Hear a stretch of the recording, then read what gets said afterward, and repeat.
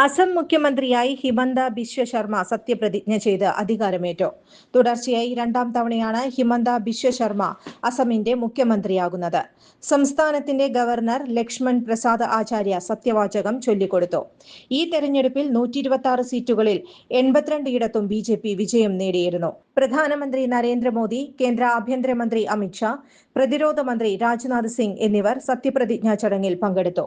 2016 ഭരണം പിടിച്ച BJP 10 വർഷത്തിനു ശേഷവും അസമിൽ ആധിപത്യം തുടരുകയാണ്.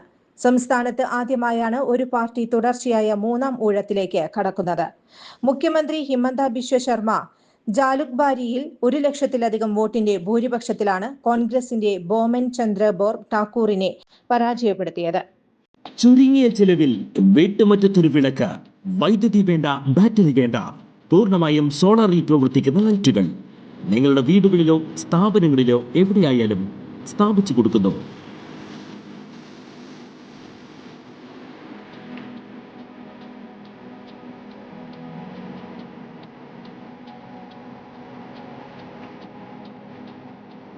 ഹാർഡോൾ സോളാർ ലൈറ്റ്സ്.